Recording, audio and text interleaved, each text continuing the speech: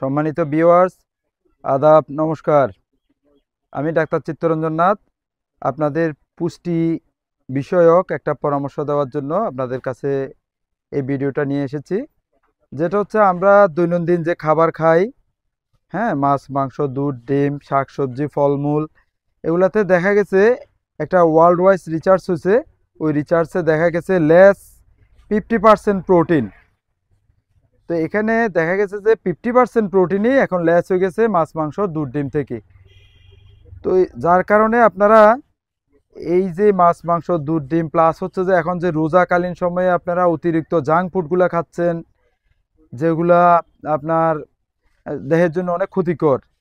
অতিরিক্ত তেল, ঝাল, মশলা দিয়ে বিভিন্ন প্রকার আপনারা ইফতারিতে যে খাবারগুলো খাচ্ছেন, ওগুলাতে পুষ্টিগুণ অনেক কম। এতে করে দেখা যাচ্ছে যে আপনারা রোজায় জানা কাতর হচ্ছেন, এর থেকে বেশি কাতর হয়ে যাচ্ছেন আপনারা অপুষ্টিজনিত যে খাবারগুলো খাচ্ছেন এটার কারণে। পাশাপাশি খাদ্যের গুণ তো কমছে, এটা আমি আপনাদেরকে বলছি।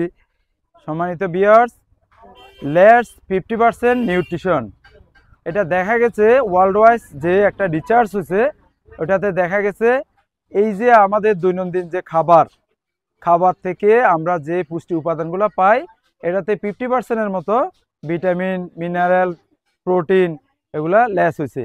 কিভাবে লেস হয়েছে? এটা আমরা যে জমিতে উর্বরতা বাড়ানোর জন্য বিভিন্ন প্রকার কেমিক্যাল ইউজ করি, সার, ফসফেট এবং বিভিন্ন রাসায়নিক দ্রব্য, এটার কারণে এই প্রোটিনটা লেস হয়েছে। তাইলে এটা থেকে উত্তরণের জন্য আপনারা কি করবেন সম্মানিত ভিউয়ার্স? তাহলে আপনাদেরকে কি করতে হবে, এই রোজার ক্লান্তি দূর করার জন্য এবং আপনাদের দৈনন্দিন যে ভিটামিন, পুষ্টি, এটা চাহিদা মেটানোর জন্য আপনারা চাইলে ডাক্তারের পরামর্শ মতো একটা আপনারা ভিটামিন, মিনারেল, যেই মাল্টি ভিটামিন এবং মিনারেল সমৃদ্ধ, ক্যালসিয়াম সমৃদ্ধ যে ভিটামিন আছে, আপনারা চাইলে এটা নিতে পারেন। তবে অবশ্যই আপনারা ডাক্তারের পরামর্শ অনুযায়ী এই ভিটামিন, প্রোটিনটা নেবেন এবং ডাক্তারের পরামর্শ অনুযায়ী খাবেন। নর্মালি এটা ডোজ হচ্ছে প্রতি রাত্রে একটি। তো সবাই ভালো থাকবেন, আমার জন্য দোয়া করবেন। ভিডিওটি ভালো লাগলে শেয়ার করে দেবেন।